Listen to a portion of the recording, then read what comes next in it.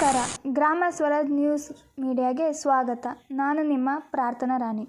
ಎಲ್ಲರೂ ಕೂಡ ನೋಡಿ, BO ಆಗಿದ್ದಾರೆ, ಪಂಚಾಯತಿ ಅಧ್ಯಕ್ಷರಾಗಿದ್ದಾರೆ. ಚಿರಸಿಬಿ ನಾರಾಯಣಪ್ಪಣ್ಣ ಆ ಹಳೆ ಸಿನಿಮಾ ನೋಡಿದ್ರೆ ನೀವು, ಅದು ವಿನಂತಿದ್ದ ಸಿನಿಮಾದಲ್ಲಿ ಗೊತ್ತಾ ಮಕ್ಕಳ? ನಾರಾಯಣಪ್ಪರು ದೇಹ ದೊಡ್ಡದಾಗಿದ್ರು ಕೂಡ ಮನಸ್ಸು ಮಗುವಿನ ಹಾಗೆ ಅಂತ ಇವರೆಲ್ಲ ಓದ್ತಕ್ಕಂಥದ್ದು ನನ್ನನ್ನು ಸೇರ್ಕೊಂಡು ಸರ್ಕಾರಿ ಶಾಲೆಯಲ್ಲಿ ಅಲ್ಲ, ಸರ್ಕಾರಿ ಶಾಲೆ ವಿದ್ಯಾಭ್ಯಾಸ ಮಾಡಿದ್ರೆ ನೀವು ಮೇಸ್ಟ್ರಿಗಳಾಗ್ತೀರಿ, ತಹಸೀಲ್ದಾರ್ ಆಗ್ತೀರಿ, PDO ಆಗ್ತೀರಿ, ಕಡೆಗೆ ನನಗೆ MLA ಆಗ್ತೀರಿ. ಹೌದಲ್ಲ? ಅದಕ್ಕೆ ಏನ ಗೊತ್ತಾಗಲ್ಲ, ನಿಮ್ಮಲ್ಲಿ ಕಾನೂನು ಗೊತ್ತಾಗ ಅವ್ರಿಗೆ ಹೇಳ್ಬೇಕು.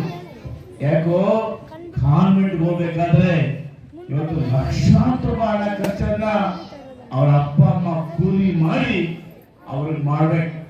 ಅದಲ್ಲ ಮಕ್ಕಳ? ಅದ್ ನಿಮಗ್ ನೋಡಿ, ಮಧ್ಯಾಹ್ನ ಊಟ ಫ್ರೀ, ಮೊಟ್ಟೆ ಫ್ರೀ, ಚಿಕ್ಕಿ ಫ್ರೀ, ಬಾಳೆಹಣ್ಣು ಮೊದಲೇ ಫ್ರೀ. ಆಮೇಲೆ ನಾವು ಯೂನಿಫಾರ್ಮ್ ಕೊಡ್ತೀವಿ, ಕೊಡ್ತೀರಾ ಇಲ್ಲ? ಯೂನಿಫಾರ್ಮ್ ಕೊಡ್ತೀವಿ, ಶೂ ಕೊಡ್ತೀವಿ, ಮಧ್ಯಾಹ್ನ ಬಿಸಿ ಊಟ ಕೊಡ್ತೀವಿ, ಪುಸ್ತಕ ಕೊಡ್ತೀವಿ ಅಲ್ಲ? ಜೊತೆಗೆ ಪಾಠ ಮಾಡೋದಕ್ಕೆ ಒಳ್ಳೊಳ್ಳೆ ಮೇಸ್ಟ್ರಿ ಕೊಡ್ತೀವಿ. ಅದಲ್ಲ, ನಮ್ಮ ಸ್ಕೂಲ್ ಹೇಗಿದೆ? ಚೆನ್ನಾಗಿದೆ. ಹೇಗಿದೆ? ಅಲ್ಲ ಮಕ್ಕಳ? ಅದಕ್ಕೆ ಹೇಳ್ಬೇಕು, ನಿಮ್ಮ ಪಕ್ಕದ ಮನೆಯವರು ಅವ್ರು ಯಾರಾದ್ರೂ ಕೂಡ ಕಾಲೇಜ್ ಹೋಗ್ತಾರೆ, ಅವ್ರಿಗೆ ಹೇಳ್ಬೇಕು, ಬಂದ್ರೆ ನಮ್ಮ ಸ್ಕೂಲ್ಗೆ ಫ್ರೀಯಾಗಿ ವಿದ್ಯಾಭ್ಯಾಸ ಮಾಡಿಸ್ತೀವಿ. ಎಲ್ಲ ಸರ್ಕಾರಿ ಶಾಲೆಯಲ್ಲಿ ಓದಿದ್ರೆ ನೀವೆಲ್ಲ ಒಳ್ಳೊಳ್ಳೆ ಆಫೀಸರ್ಗಳಾಗ್ತೀರ. ಏನಾಗ್ತೀರಾ? ಪ್ರೈವೇಟ್ ಓದಿದ್ರೆ ಎಲ್ಲ ಗುಮಾಸ್ತಗಳಾಗ್ತೀರ. ನಿಮ್ಗೆ ಯಾವ್ದು ಬೇಕು? ಆಫೀಸರ್ ಬೇಕಾ, ಗುಮಾಸ್ತರ ಬೇಕಾ? ಅಲ್ವಾ? ಹಾಗಾದ್ರೆ ಏನೇನ್ ಮಾಡ್ಬೇಕು? ಸರ್ಕಾರಿ ಶಾಲೆಯಲ್ಲಿ TV ನೋಡದೆ ಚೆನ್ನಾಗಿ ಓದ್ಬೇಕು. ಎಷ್ಟು ಜನ TV ನೋಡ್ತೀರಾ? Very good. ಅದಕ್ಕೆ ಮಕ್ಕಳ ಮನಸ್ಸು ಸುಳ್ಳೋದಿಲ್ಲ, ಕೆಲವರ ಕೈ ಎತ್ತಿಲ್ಲ, ಸುಳ್ಳಬಾರ್ದು. TV ನೋಡ್ತಾ ಇದ್ದೀರಿ, ಕಡಿಮೆ ನೋಡಿ, ಕೈ ಇಳಿಸಿ.